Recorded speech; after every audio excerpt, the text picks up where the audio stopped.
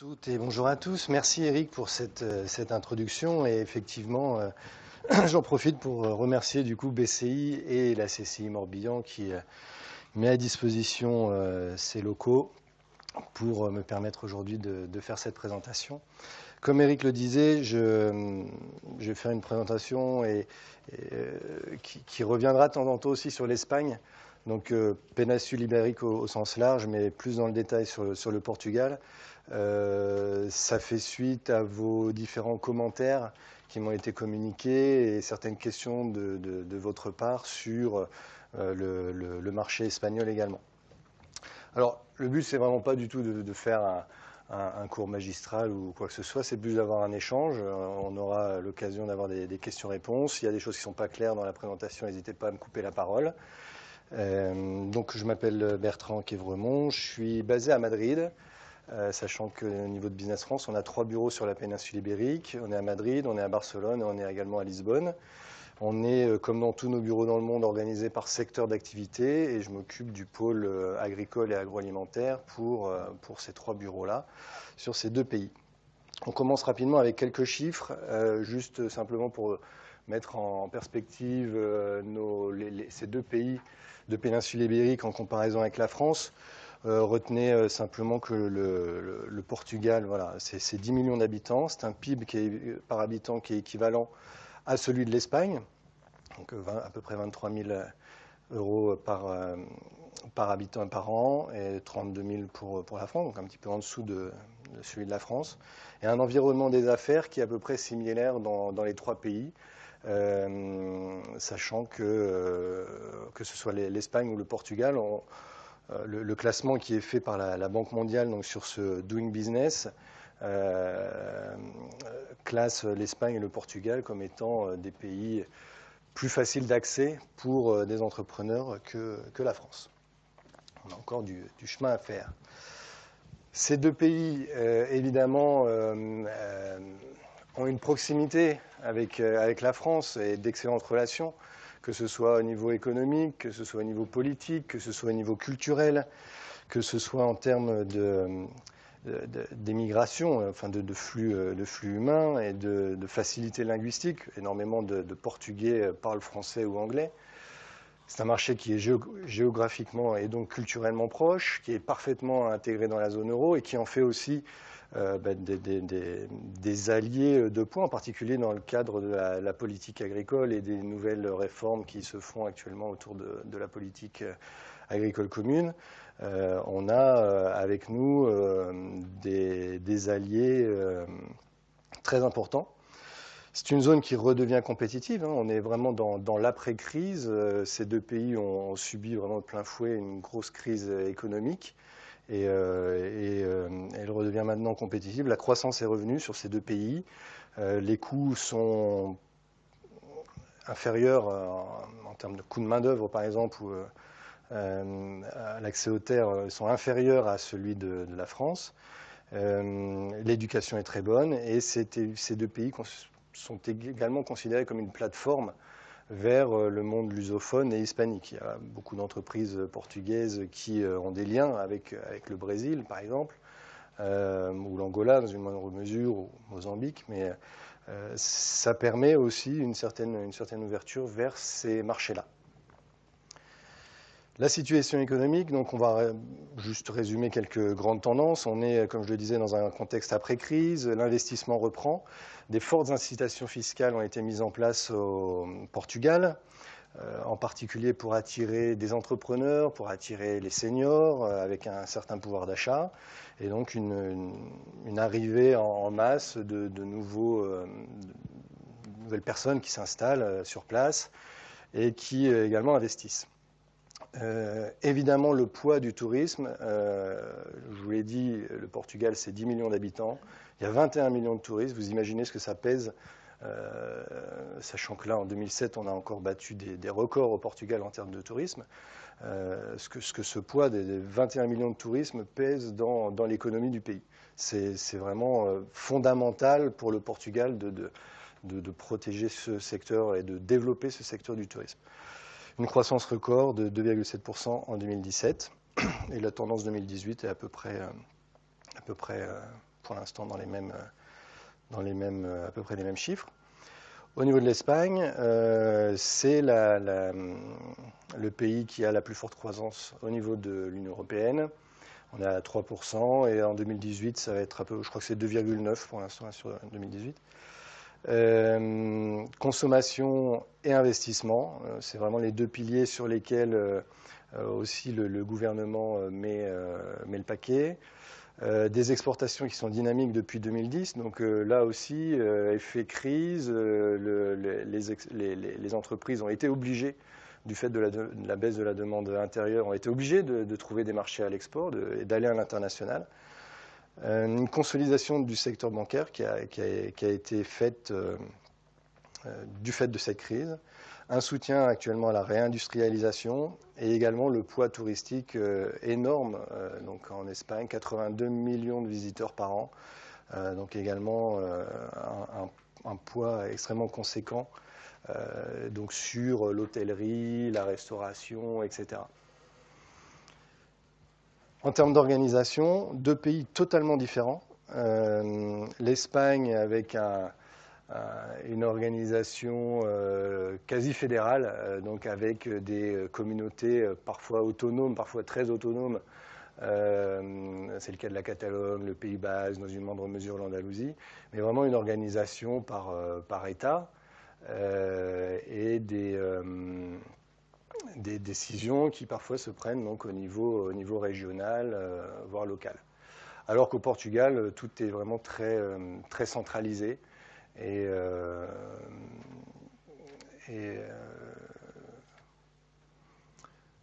voilà, tout est vraiment très concentré sur Lisbonne, Porto également au nord en termes de consommation, mais au niveau administratif, c'est Lisbonne qui domine. Juste deux petits graphiques pour mettre en parallèle l'évolution du PIB entre l'Espagne et le Portugal.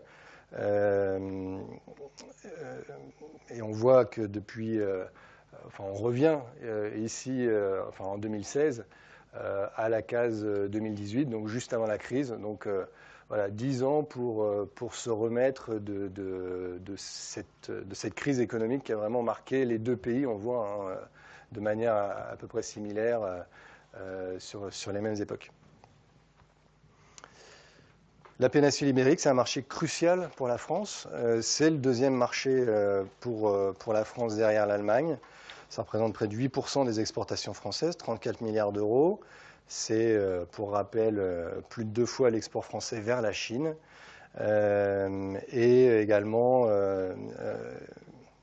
un volume d'exportation qui est supérieur au total de ce qu'on exporte vers les BRIC. Alors, je ne sais pas si on dit encore BRIC ou pas, mais bon, vous savez tous ce que c'est.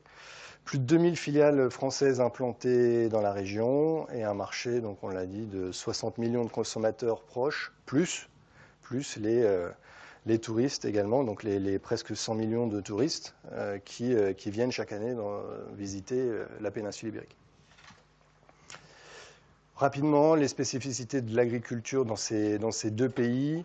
Ce qu'il faut retenir, c'est que, évidemment, en termes de superficie, le Portugal est plus petit que l'Espagne et que la France, mais que l'agriculture compte dans les emplois, compte pour une part vraiment conséquente, c'est même 2 fois plus que la France. 10% des emplois dans l'agriculture et l'IA et les IA. Donc c'est vraiment très, très important. On le voit, 305 000 exploitations agricoles. Ce sont des exploitations qui sont petites, qui sont plus petites qu'en Espagne et en France. Voilà, la surface agricole moyenne par exploitation, on est sur 13 hectares, alors qu'on est à 65 hectares en France, 25 hectares sur l'Espagne. C'est une zone qui est fragile et qui dépend de nombreux aléas, en particulier climatiques. Il y a eu, par exemple, l'année dernière, une très très forte sécheresse, suivie de très très fortes inondations pendant l'hiver. L'hiver a été extrêmement pluvieux, humide, et il y a eu vraiment des gros dégâts, que ce soit au Portugal et en Espagne, au niveau des cultures. Des handicaps naturels aussi, sachant par exemple que l'Espagne est considérée à 60% en zone de montagne, donc, et le reste étant aussi pour partie en zone quasi désertique, toute la partie de la meseta. Donc ça fait vraiment des conditions qui ne sont pas faciles pour les agriculteurs sur place, une forte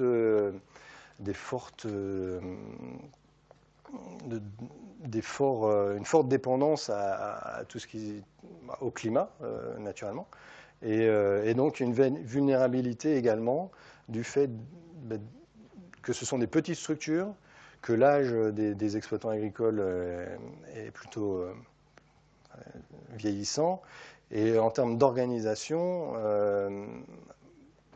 contrairement à la France, on n'a pas nécessairement encore partout une organisation par filière, avec des interprofessions, avec des instituts techniques, avec des centres de recherche. Et du coup, voilà, il y a encore des évolutions dans ce secteur. Donc les professions commencent à se structurer au niveau agricole, mais il y a encore pas mal de choses à faire. C'est une zone qui évidemment produit, et du fait de cette diversité de terres, de cette diversité de climat, on a une grande diversité de production agricole.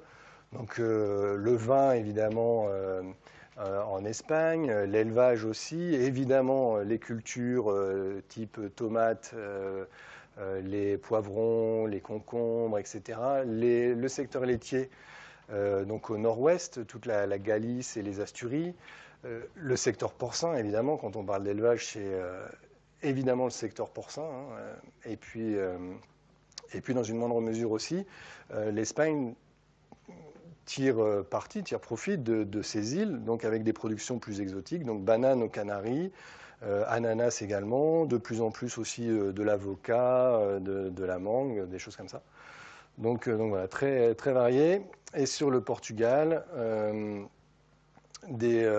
également de l'élevage, beaucoup d'olives, huile d'olive, et du vin, qui, on va le voir, en particulier le vin de Porto, s'exporte et représente un volume important dans la balance commerciale du Portugal. Donc voilà, les principales exportations de ces deux pays, pour ce qui concerne les produits agroalimentaires, enfin les produits agricoles en tout cas, pour l'Espagne, l'huile d'olive et les olives, les fruits et légumes, les vins, le secteur porcin, donc que ce soit viande fraîche ou transformée, le secteur ovin et caprin, et dans une moindre mesure volaille et œufs. Pour le Portugal, les vins, dont essentiellement les vins de Porto, huile et huile d'olive, fruits et légumes, les tomates pour l'industrie et le secteur laitier. Voilà, un solde commercial bénéficiaire pour l'Espagne, qui est vraiment une puissance exportatrice de fruits et légumes, enfin de fruits et légumes et donc on l'a dit, d'olives et autres, plus 11 milliards d'euros. Alors que le Portugal est déficitaire, on est à moins 3 milliards, sachant que la France reste excédentaire en termes de balance commerciale en 2017, 5 milliards d'euros. On va voir après les flux. Voilà ce que nous exportons vers le Portugal. Donc, vous voyez, essentiellement des céréales qui vont être utilisées soit en alimentation animale, soit dans le secteur panification-meunerie, soit dans le secteur pour la bière. Également le secteur des produits laitiers, les produits de la boulangerie-pâtisserie, et fruits et légumes, essentiellement des pommes et des pommes de terre. Voilà. Et après, bon, un petit peu de viande, les boissons, sachant que la moitié de nos exportations de boissons, c'est du champagne, un petit peu de produits de la mer. Bon, voilà. Et ce que le Portugal exporte vers la France, c'est essentiellement des boissons, et à 60% du Porto, des vins de Porto, des fruits, donc essentiellement des agrumes, et un petit peu de légumes, des préparations à base de viande et des produits de la mer, et ensuite des préparations à base de légumes et de fruits, et c'est à peu près tout.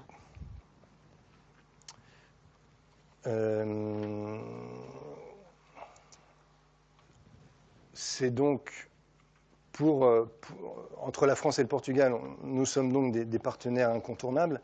La France est le deuxième fournisseur du Portugal avec 713 millions d'euros et le deuxième client. Donc vous voyez cette balance légèrement excédentaire pour nous.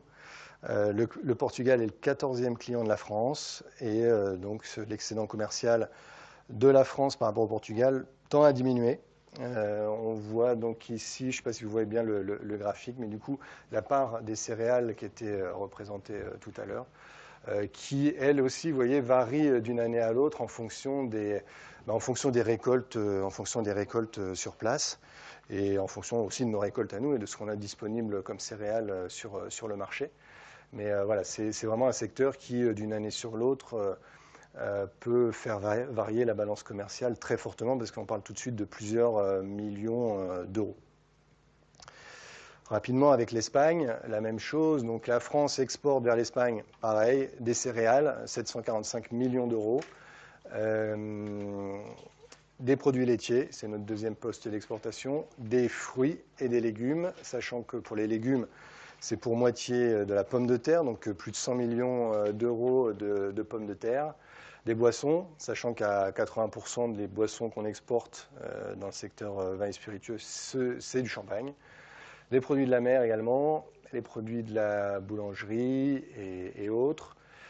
Et alors vous voyez ce gros rond vert là, de ce que l'Espagne exporte vers la France, c'est naturellement donc, des fruits et légumes, et à 50% des agrumes et des tomates. Donc 2,5 milliards d'euros, auxquels on ajoute les fruits et légumes transformés. Voilà, ça fait quasiment 3 milliards d'euros de fruits et légumes que l'Espagne exporte vers la France. Donc c'est évidemment très conséquent.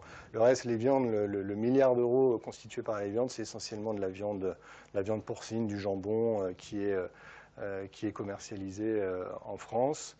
Les huiles, évidemment, donc les huiles d'olive et les olives. Et du vin, bien sûr, du vin en vrac et un petit peu de vin en bouteille. Voilà.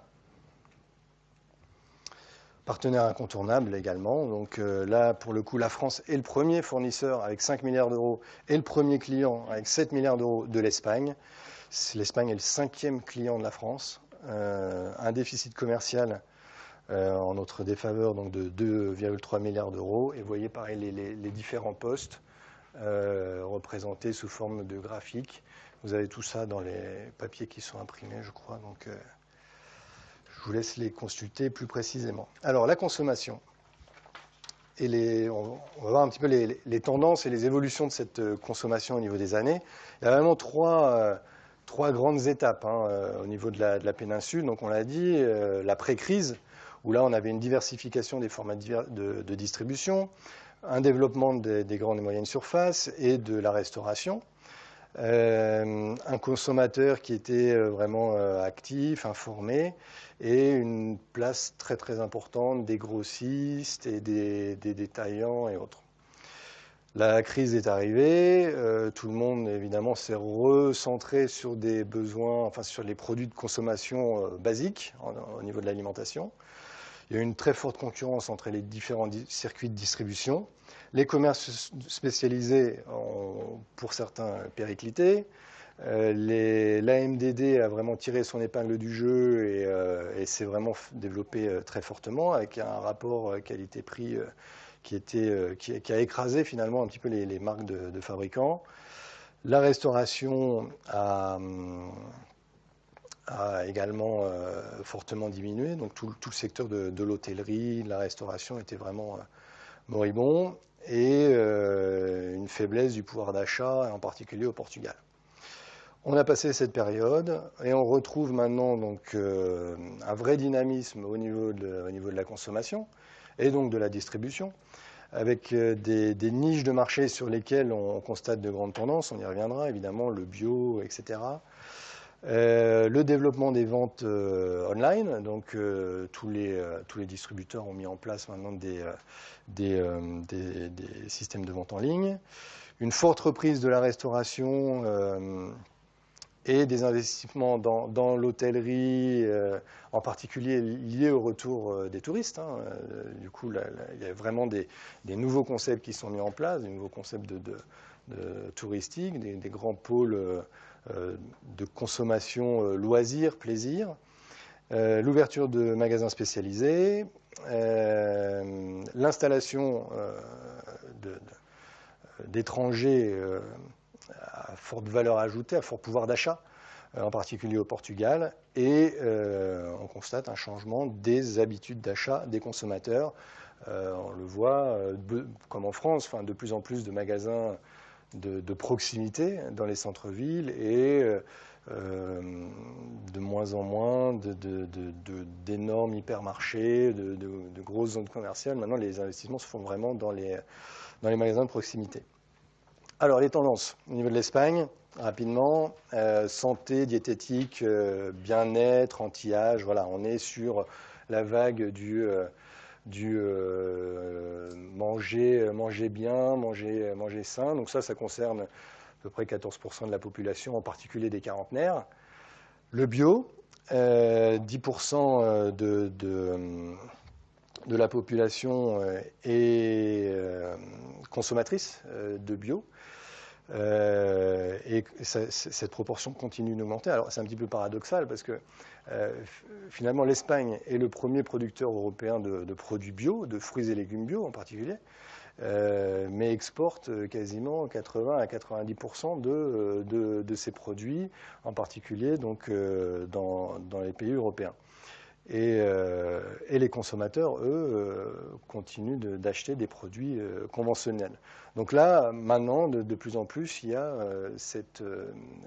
au niveau de l'Espagne cette demande et ce développement des produits bio en grande distribution et également dans des chaînes spécialisées dédiées à ces produits-là.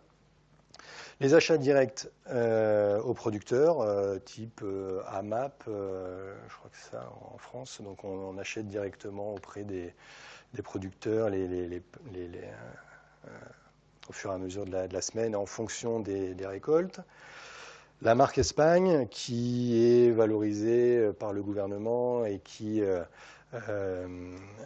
essaye d'imposer du coup auprès des consommateurs cette préférence nationale, préférence Espagne. Et le online, donc aujourd'hui 14% de la population qui achète des produits exclusivement online, c'est en augmentation. Au Portugal,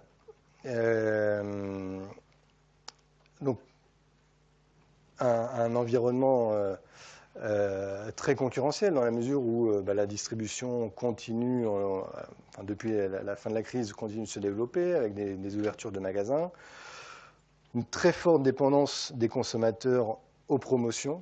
J'y reviendrai un petit peu après, mais les 75% des ventes de marques de fabricants sont réalisées grâce aux promotions. Les Portugais, les enseignes portugaises ont vraiment développé les marques de distributeurs et du coup, pour écouler les marques de fabricants, elles sont vraiment obligées de faire des promotions conséquentes et très régulièrement. Intermarché nous disait, mais j'y reviendrai après en parlant du bio au Portugal, mais Intermarché fait tous les 15 jours un prospectus spécial produits bio pour ses consommateurs. Les prospectus de la grande distribution au Portugal, c'est vraiment tout le temps, tous les jours, partout. Et pareil, produits santé et plaisir, j'y reviendrai dans le détail un petit peu après, et une adaptation donc, de la grande distribution portugaise et au secteur HoReCa qui du coup se structure aussi en termes de chaîne de valeur, importateurs, distributeurs. Là, on a vraiment un secteur qui se structure et qui devient mature. Les marques de fabricants sont tout de même évidemment présentes, à grand renfort de pub. On constate un fort développement du snacking, consommation on the go, du fait aussi du développement des magasins de proximité et donc la mise en avant de produits innovants avec un marketing attractif et des emballages sympas. Alors voilà, donc santé bien-être, je vous l'ai dit juste avant, 60%, donc il y avait des études qui ont été faites, donc 60% des Portugais affirment qu'ils choisissent les produits qu'ils achètent avec une préoccupation santé. Un exemple assez marquant, là, il y a une baisse de la consommation de la pomme de terre, parce qu'en supermarché, les Portugais préfèrent acheter de la patate douce, parce que c'est réputé meilleur pour la santé, etc. Donc voilà, là, cette année, c'est l'année de la patate douce, donc il y a aussi peut-être un phénomène de mode, je ne sais pas. Mais en tout cas, voilà, quelque chose qui est vraiment très relayé. Et c'est vrai que les Portugais ont vraiment un gros coup d'avance par rapport aux Espagnols et par rapport même aux Français sur ces questions d'alimentation, santé, bien-être et bio aussi. Donc 65% des consommateurs préfèrent les produits bio. Et tous les rayons, enfin tous les supermarchés ont un rayon dédié au bio. La consommation on the go, donc le snacking, hein, les rayons dédiés à la consommation snacking s'agrandissent. Et il y a vraiment encore des opportunités sur ce secteur-là, parce que c'est pas un secteur sur lequel il y a vraiment des producteurs portugais en tant que tels. Donc on trouve des marques avec des produits espagnols, mais on a aussi, je pense, sur ce secteur-là des choses à proposer. Les produits gourmets, évidemment, augmentent aussi parce que voilà, le pouvoir d'achat augmente, les gens qui sont installés, qui passent leur retraite, veulent leur fromage, leur chocolat, des produits gourmets avec lesquels ils vont vraiment se faire plaisir. Un secteur sur lequel il y a vraiment un dynamisme, c'est le secteur des bières, en particulier les bières artisanales. Donc voilà, tout ça permet de nous apporter, de nous apporter des opportunités finalement, nous, sur ce marché. Alors, je reviens juste un instant sur l'alimentation santé. Donc il y a une demande, comme je l'ai dit, de la part des consommateurs, mais il y a aussi du coup de la part des institutions publiques la mise en place de nouvelles directives qui ont été mises en place en particulier dans le cadre de la loi de santé. Il y a eu cette année, au mois d'avril, une réglementation qui oblige les entreprises portugaises à réduire, alors ça c'est pour cette année, les taux d'acrylamide dans les aliments, mais ça va aller beaucoup plus loin parce que d'ores et déjà, ces nouvelles directives obligent les industriels portugais à utiliser moins de sel, moins de sucre et moins de gras dans leurs recettes. Et ça, c'est une vraie problématique pour les industriels portugais. J'avais visité il n'y a pas très longtemps Panidor, qui est le plus important fabricant de produits de boulangerie et viennoiserie. Et il nous disait, voilà, nous, nos distributeurs, nos clients, ne veulent plus d'huile de palme, veulent moins de sucre, veulent moins de sel dans nos recettes. Actuellement, on cherche de la farine bio, on cherche du beurre super qualité, etc. Voilà. Tout ça fait aussi que du coup, ça nous offre des opportunités et que les industriels portugais ont vraiment une remise en question de tous leurs process et que ça va continuer finalement à se durcir et se durcir aussi de la part parce que cette demande vient de la part des consommateurs, mais aussi du coup de la part des distributeurs qui font un petit peu comme en France. Je crois que c'est Système U qui a publié une liste qui fait une sélection d'additifs ou de composants qu'ils ne veulent plus dans les produits qu'ils référencent. On est dans la même démarche au Portugal, et en Espagne aussi d'ailleurs. Au niveau des tendances, toujours, l'origine des produits a son importance, et en particulier pour les produits frais. Et on a des programmes publics et des programmes aussi de la part de certains distributeurs qui mettent en valeur l'origine nationale des produits. Donc là, vous avez en fait le programme Origens qui a été mis en place par Intermarché. Donc ça, c'est en quelque sorte une marque d'Intermarché, le programme Origens, et qui montre à ses consommateurs que les produits sont sourcés localement. On a la même démarche de la part d'autres distributeurs. Comme vous le savez, je vais y venir après, Mercadona s'est installé au Portugal et communique vraiment également sur...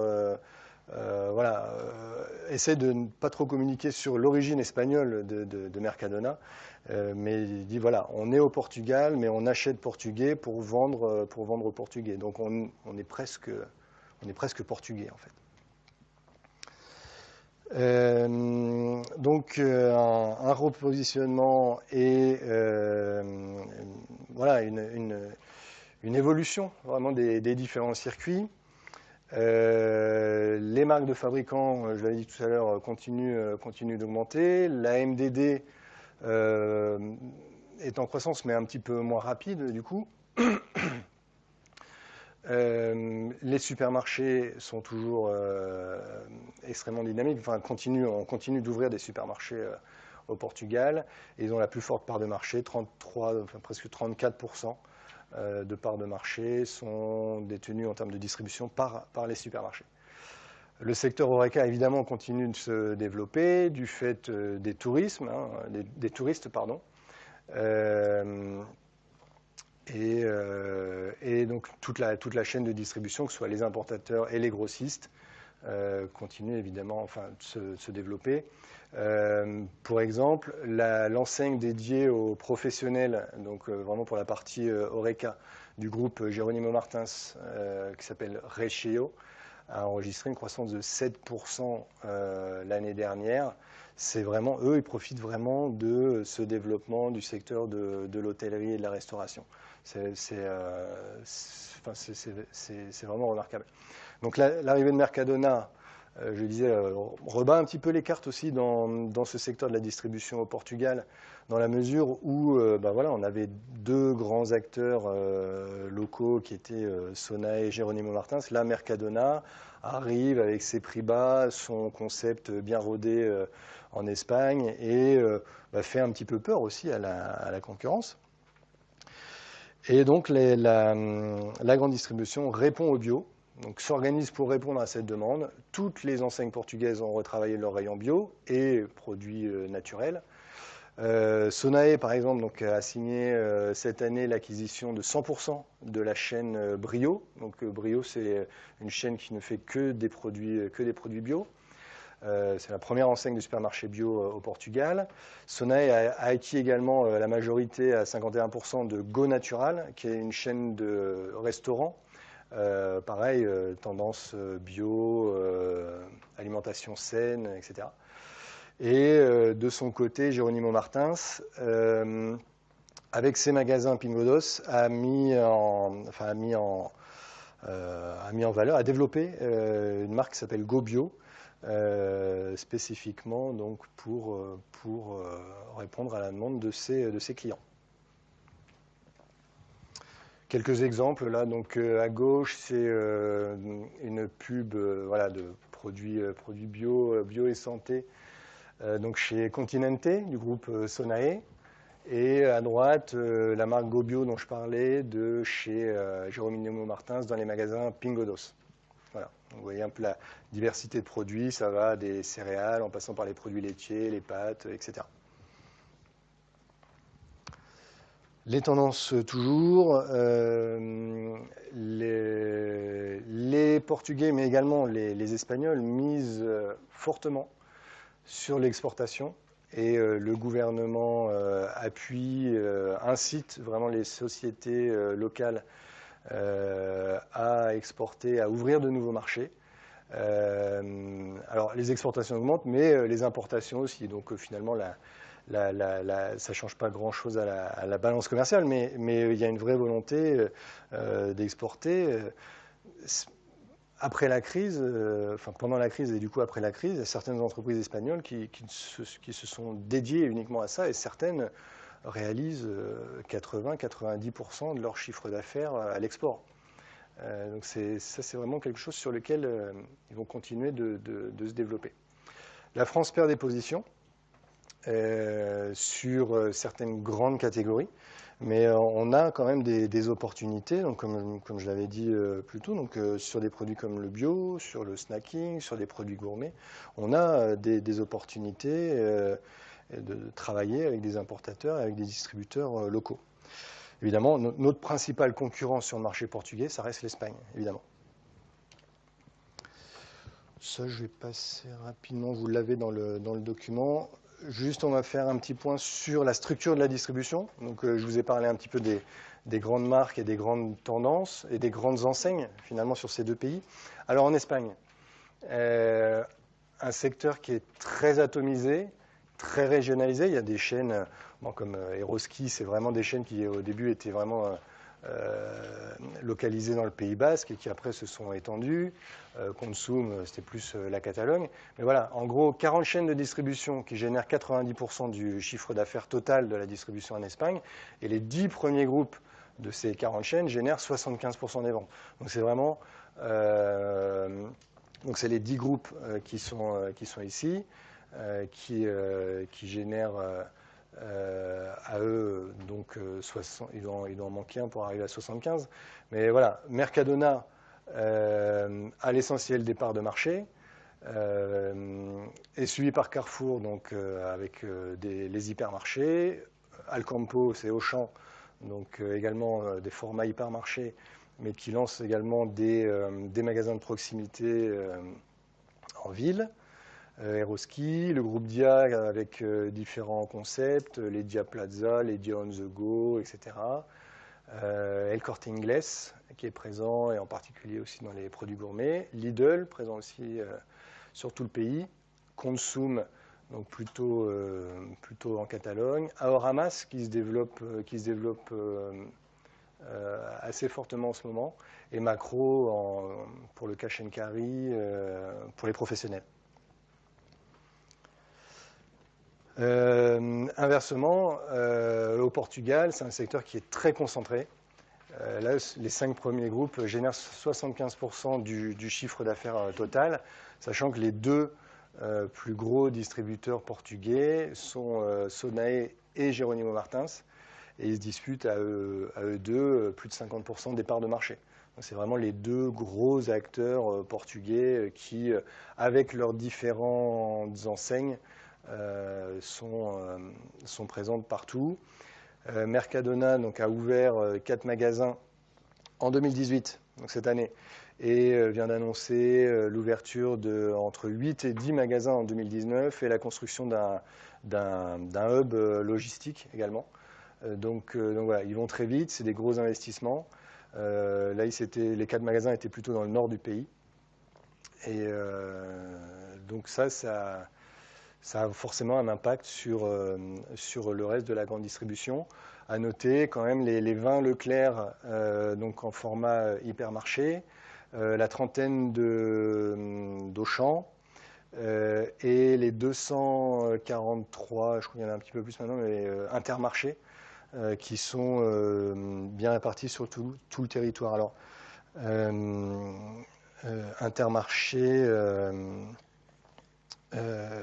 source évidemment une bonne partie de ses produits en France et auprès de ses propres Intermarché a ses propres marques. Donc on retrouve beaucoup des marques qu'on trouve en France chez Intermarché, on les retrouve également au Portugal. Sonae, donc juste un point sur les différentes enseignes. Sonae, donc Continente, donc avec les formats hypermarchés. Continente Modelo, donc là les supermarchés. Continente Bom Dia pour les convenience stores, les magasins de proximité. Meu Super, donc là ce sont des franchises. Et ensuite donc tous les concepts de café, de restaurant, de Go Natural, donc les supermarchés healthy, santé. Et Brio, donc l'enseigne de produits uniquement bio, sachant que Sonae, c'est vraiment un groupe qui est qui est énorme, qui est également dans l'immobilier, qui est également dans l'électronique, qui est vraiment dans plein de secteurs d'activité, dans les télécommunications, enfin, ils sont vraiment dans plein de secteurs différents. Et Jeronimo Martins, donc pour ses supermarchés, les enseignes Pingolos. Rechéo, donc là, c'est la partie pour les professionnels dont je parlais tout à l'heure, donc dédiée à hôtellerie et restauration.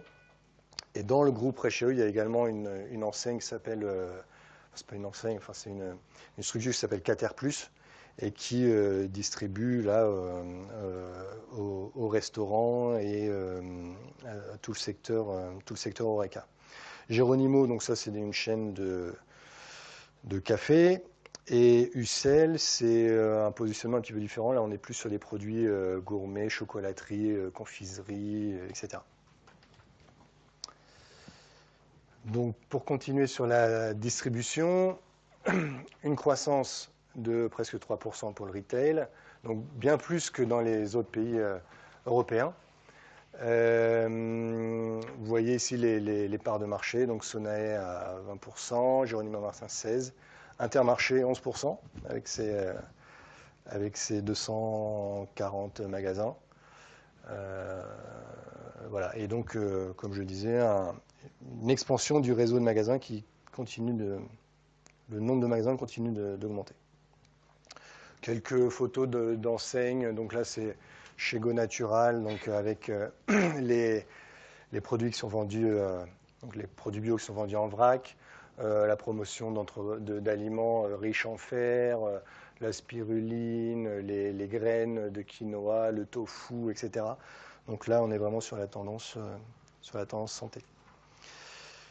Voilà, donc on l'a dit, le secteur du commerce de détail est parmi les plus concentrés et les plus compétitifs. Et donc, les importateurs aussi sont structurés, ils sont peu nombreux et ils dominent le marché avec, pour certains, une présence vraiment nationale. Alors d'autres sont vraiment que sur le nord, sur Porto, etc.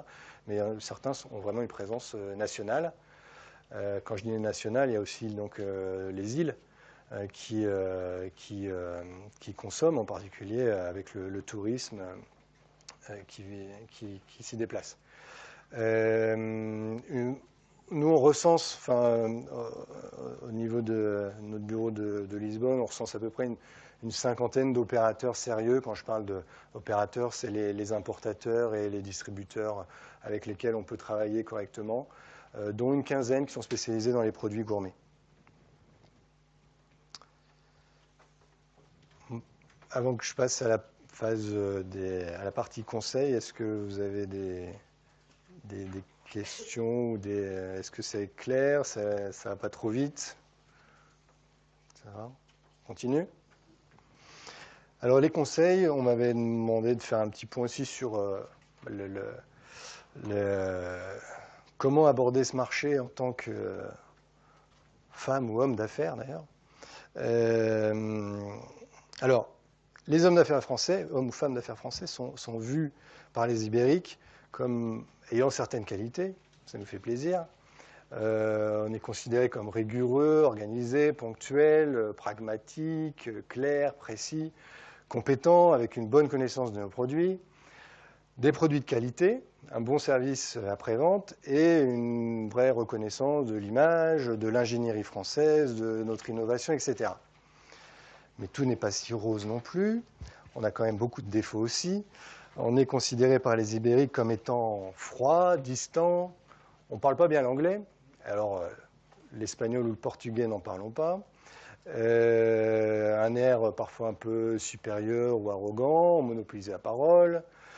On est impatient des résultats. On veut que passe la commande tout de suite.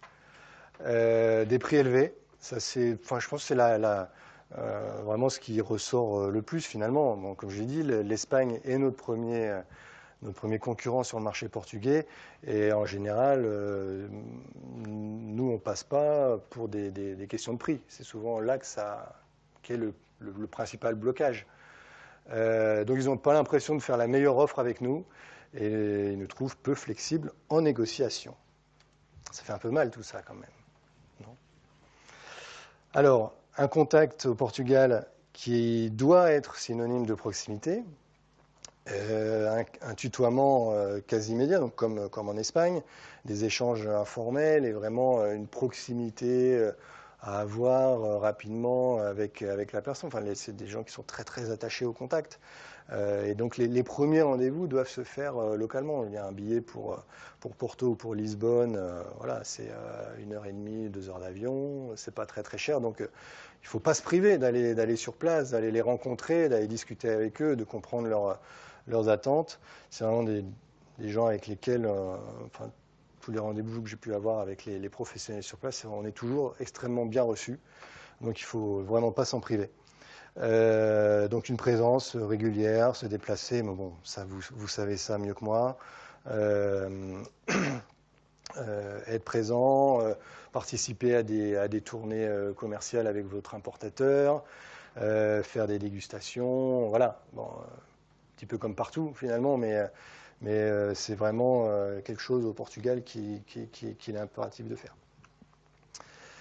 J'en arrive finalement à la question initiale, donc les 5 bonnes raisons de s'intéresser au Portugal, mais vous l'avez compris, enfin j'espère, par rapport, enfin suite à cette présentation. On a au Portugal une croissance économique et une consommation en hausse, donc on l'a dit, du fait du tourisme, du fait de la hausse du pouvoir d'achat, donc on est sur une très bonne tendance. Alors évidemment, tout n'est pas tout rose, ça reste une économie qui est fragile au Portugal, ça reste un pays qui est très endetté. Les Portugais vivent pour certains à crédit, hein, et le secteur bancaire a encore beaucoup d'efforts à faire pour se prémunir de toute nouvelle crise économique. Donc on est encore avec une économie qui est fragile. Mais bon, le gouvernement, ces 5 dernières années, a vraiment mis en place des mesures très incitatives pour relancer cette croissance, pour faire venir des investisseurs. L'emploi est là. Il y a même un manque de main-d'œuvre au Portugal. Je sais que dans les exploitations agricoles, ils font venir des gens d'Afrique ou même des gens du Pakistan pour venir travailler dans les exploitations agricoles. Donc voilà, il y a un niveau d'emploi qui est... Voilà, très très peu de chômage actuellement au Portugal. Les produits français sont appréciés et reconnus. Ça, c'est très clair. Et on a mené des opérations du coup avec des importateurs, avec des distributeurs. On en avait parlé tout à l'heure avec Eric, mais il y avait le groupe Sonae qui était venu cette année pour sourcer des produits bio. Peut-être que certains d'entre vous avaient participé à cette opération-là. Mais voilà, il y a un intérêt et une écoute de la part des chaînes de distribution portugaises pour venir sourcer des produits, pour venir trouver des produits innovants, des produits qui vont répondre à la demande de leurs clients et de les faire venir ici en région ou de leur faire visiter vos entreprises. C'est vraiment quelque chose qui est très important pour eux. Donc une attente de la part des consommateurs, donc ça je l'ai dit, donc les nouveaux produits, alors ça va très vite, c'est vrai que comme je le disais, c'est aussi un petit peu des modes, donc faut rapidement s'adapter, mais du coup les produits tournent et il y a toujours des nouvelles opportunités pour référencer des produits nouveaux. La proximité géographique, on le disait, on n'est pas très très loin avec des vols. Qu'est-ce qu'on disait tout à l'heure? Des Nantes Porto, Nantes Lisbonne, Lorient, je ne sais plus ce qu'on disait tout à l'heure, un Lorient Porto, c'est ça? Donc voilà, bon, c'est facile d'aller au Portugal, une proximité culturelle également, et voilà, il est facile de communiquer. Et un réseau de distribution qui est mature, qui est en évolution, et des vrais professionnels au niveau de l'importation et de la distribution. Quelques grands rendez-vous sur la zone dans le secteur agroalimentaire. Au niveau de l'Espagne, Alimentaria, qui a lieu au mois d'avril, tous les 2 ans. Donc la prochaine édition sera en 2020. Le Salon des gourmets de Madrid, au mois d'avril, mais là c'est chaque année. Les salons plus spécialisés, donc Fruit Attraction qui fête ses 10 ans cette année dans le secteur des fruits et légumes, sur lequel on organise un pavillon avec une centaine d'entreprises françaises. Donc c'est un secteur très dynamique. Un salon qui a été lancé l'année dernière et qui décolle plutôt bien, spécialisé dans le secteur de la viande, qui s'appelle Meat Attraction, donc qui est finalement qui reprend le modèle Fruit Attraction. Et au niveau du Portugal, peu de salons vraiment agroalimentaires en tant que tels. Il y a des foires agricoles, donc là on est plus sur l'amont. Il y a un salon dans le secteur de la boulangerie, c'est vraiment spécialisé, où on trouve de l'équipement, des ingrédients, etc., donc, qui s'appelle Technipao, qui a lieu à Batala au mois d'avril de chaque année. Mais les Portugais se déplacent beaucoup finalement sur les salons internationaux, donc au Cial, au CIRA, à Alimentaria évidemment.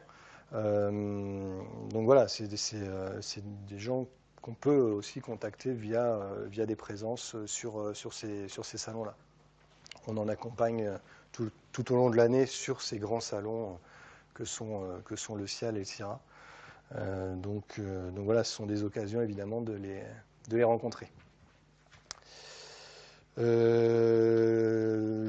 Pour conclure, donc, mais ça je vous l'ai déjà dit, notre présence sur la zone ibérique avec 3 bureaux, nos 3 métiers, donc faciliter l'export pour les entreprises françaises, l'Invest, donc pour accompagner les Espagnols et les Portugais à venir investir en France, et l'image, c'est tout l'aspect attractivité de la France, et également, évidemment, je ne l'ai pas mentionné sur la slide, mais c'est une erreur, tout l'accompagnement des VIE qui sont en place sur la zone. On en a à peu près 600 actuellement en place, en poste, pour les entreprises françaises sur la zone ibérique. C'est une formule qui marche bien, comme ailleurs dans le monde. On fait sur la zone à peu près 700 accompagnements d'entreprises, une trentaine de projets d'investissement en France chaque année. Et voilà, nous sommes arrivés à la fin de cette présentation et je suis maintenant à votre disposition pour toute questions, commentaires, remarques, compléments. Voilà.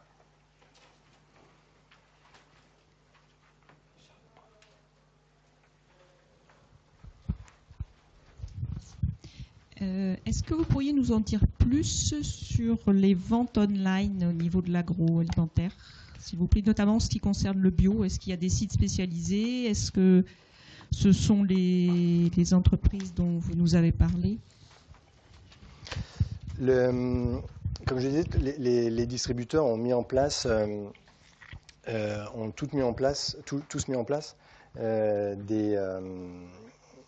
des plateformes de vente en ligne et aussi le drive, comme on a ici en France. Enfin, Intermarché, par exemple, a mis en place une formule drive similaire à ce qu'on trouve en France.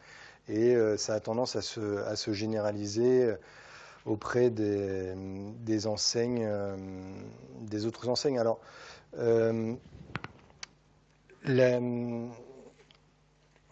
pour le bio en particulier, je ne saurais pas vous dire en quelle proportion ou quel volume se font en bio online. Mais ce que je peux vous dire, c'est que toutes ces plateformes existent et elles vivent, quoi. Je veux dire, il y a du business qui se fait online. Vous dire le volume, enfin la proportion de bio, je ne saurais pas vous dire.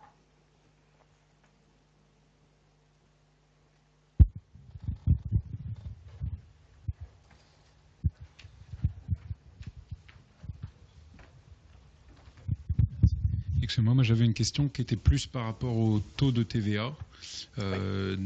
Si vous connaissez aussi un peu sur cette partie-là, nous, en fait, on travaille sur tout ce qui est plus produit de la mer, et notamment sur la transformation des poissons fumés, marinés. Et un des gros obstacles pour nous aujourd'hui avec le Portugal, où on est déjà présent, c'est le taux de TVA qui est à 23% pour ces produits-là. Ouais. Donc quand on compare avec l'Espagne, avec qui on travaille pas mal aussi, l'Espagne c'est 10% sur ces mêmes produits. Et aujourd'hui, ça nous fait pour nous un gros obstacle, puisque forcément on est sur des produits qui de base sont assez chers. Ouais. Quand on rajoute la marge du distributeur et 23% de TVA, ça devient tout de suite hors de prix. Alors pour un pays comme le Portugal où le SMIC est quand même pas à des niveaux mirobolants. C'est ça, l'Espagne, il y a 2 taux, donc un taux normal donc à 21%, et pour les biens de grande consommation, enfin les biens alimentaires, on est donc à 10%. Donc effectivement, c'est un gros impact selon la manière dont on est imposé sur place. Au Portugal, il y a un taux. Voilà. Il n'y a pas de taux spécifique pour les produits alimentaires. Enfin, il y en a pour les boissons, mais il n'y a pas ce taux à 10% comme sur l'Espagne. Donc ce taux de 23%, il s'applique globalement à tout. Sur la plupart des... Après, sur les services, je crois qu'il y a une différence, mais j'ai plus ça en tête, mais il n'y a pas de distinction entre produits de base et produits transformés, par exemple, comme c'est le cas en Espagne. D'accord, donc même sur des produits comme la viande ou les fruits, les légumes, on va avoir également ce taux de TVA qui va être si élevé. Oui. Je pensais que c'était plus une spécificité des produits dits un peu de luxe, comme du saumon ou... Pour les biscuits. Non. Pour les biscuits, c'est 23% aussi. Ouais, c'est 23%. Moi, de mémoire, je pense que c'est 23% pour tout. Je crois qu'il n'y a que l'Espagne qui fait les 10% pour. Ouais. Je reviendrai pour être sûr, mais de mémoire, c'est 23%.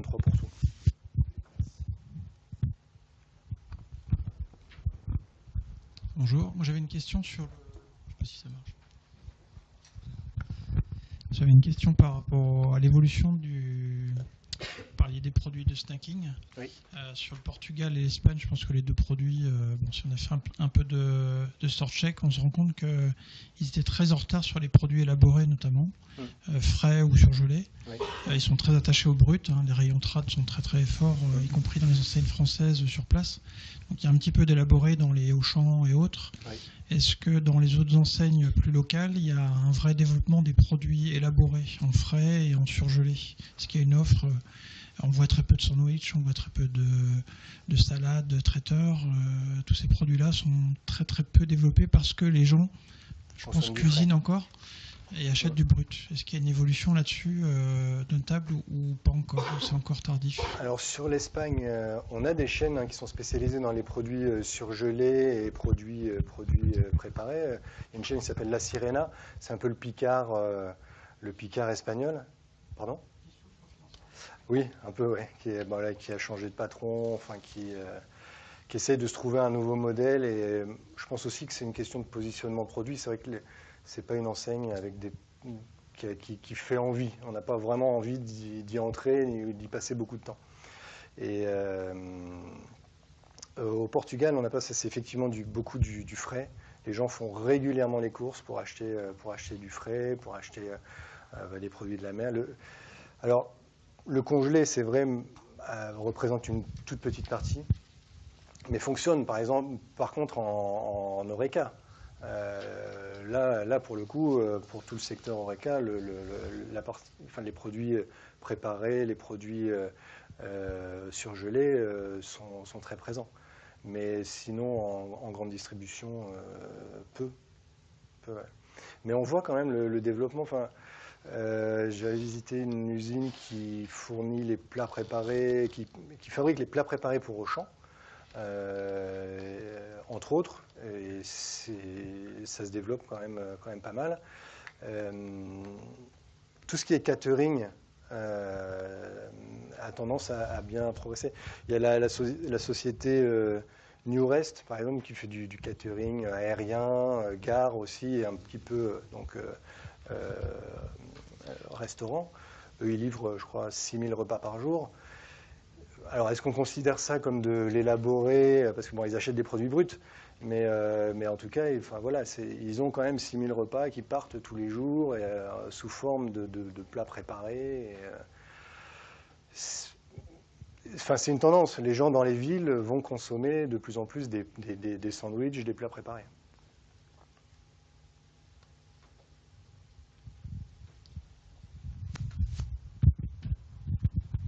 D'autres questions?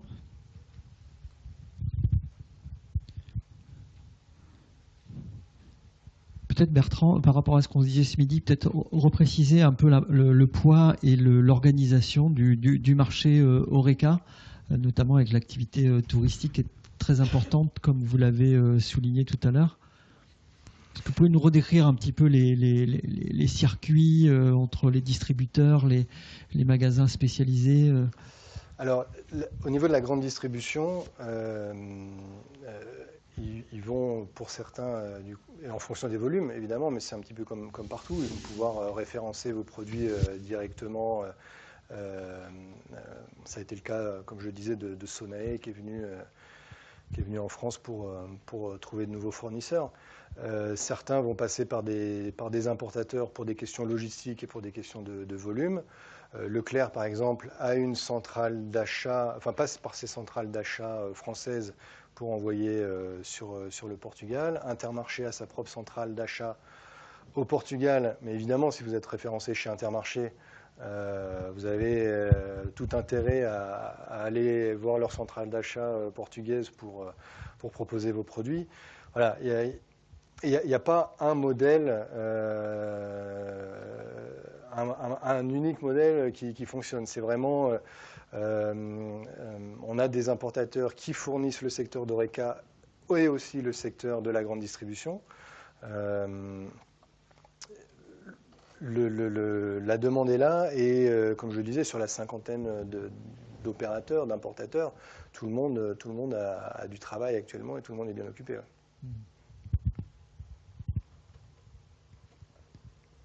Est-ce qu'il y a d'autres questions? Oui.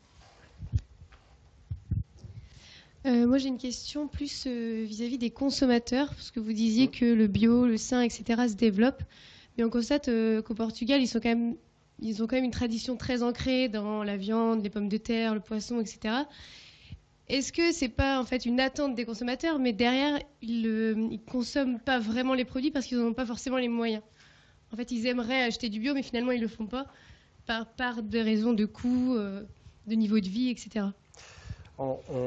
C'est vrai qu'on parle de consommation, alors qui consomme, effectivement? Est-ce que dans ces chiffres-là, ce sont les Portugais eux-mêmes, ou est-ce que ce sont, comme je le disais, les touristes et ces gens qui se sont installés, qui ont un pouvoir d'achat important, que ce soit des Français, des Anglais, des Belges, etc., qui se sont installés sur place et qui, eux, vont consommer des produits bio? C'est une très bonne question, mais je n'ai pas la réponse en termes de volume.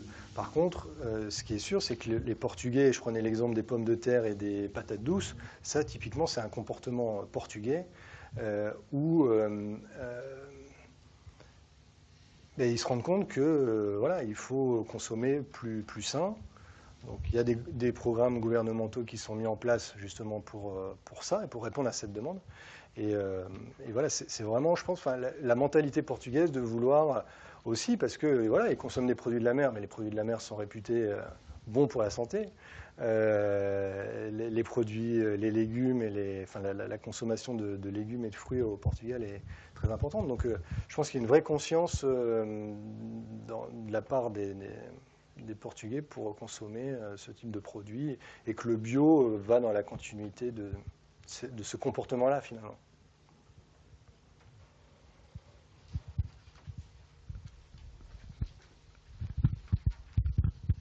En France, on voit se développer, vous en avez parlé, tous les logos d'origine sur toutes les filières agricoles notamment. Il y a un attachement visiblement qui se développe, qui n'est pas très prononcé, qu'on a eu en Espagne ou au Portugal. Vous parliez d'Intermarché tout à l'heure. Est-ce que c'est quelque chose qui va évoluer rapidement sur un souci justement de local, d'origine et de handpack avec des origines Portugal, Espagne, ce qui fait que ça ferme quelques portes pour d'exportation de France? Alors, il y a deux choses. Alors, effectivement, que ce soit le gouvernement et du coup aussi les enseignes de distribution, ils mettent en place, donc ça c'est le programme Intermarché, mais il y a également le programme Portugal qui se décline pas seulement dans le secteur agroalimentaire, mais pour tous les produits où on incite les consommateurs à consommer portugais. Mercadona, comme j'ai dit, a la même démarche, montre aux consommateurs portugais qu'ils sourcent au Portugal, qu'ils vendent au Portugal et qu'ils sont presque portugais, du moins en termes d'image. Donc, sur l'aspect on communique, local, production nationale, etc., oui, ça va continuer et il y a des initiatives qui sont mises en place. Après, ça concerne essentiellement les produits frais, les fruits, les légumes, les produits de la mer. Et là, d'ailleurs, c'est pas anodin que ce soit ces produits-là qui soient représentés ici. C'est que c'est vraiment sur ces produits-là qu'ils font jouer cette carte de fraîcheur, de proximité, etc. Ce qui est très bien, d'ailleurs. Enfin, je veux dire, c'est logique. Mais c'est pas pour ça que ça nous ferme des portes sur d'autres types de produits gourmets, des produits transformés. Enfin, ça va nous fermer des portes. Enfin, c'est pas que ça nous ferme des portes là-dessus, parce que, comme je disais, un de nos principaux postes d'exportation, c'est de la pomme de terre. Pomme de terre, quand un consommateur va au supermarché, il prend le paquet de pommes de terre, il ne regarde pas sur l'étiquette si elle vient de France, d'Espagne ou du Portugal. Rarement. Donc, ces exports-là, ils se font en fonction des récoltes locales, en fonction de leur stock, en fonction des nôtres.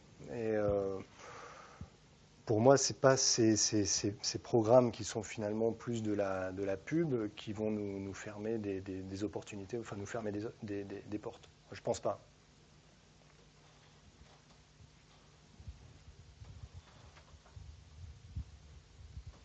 Autre question ?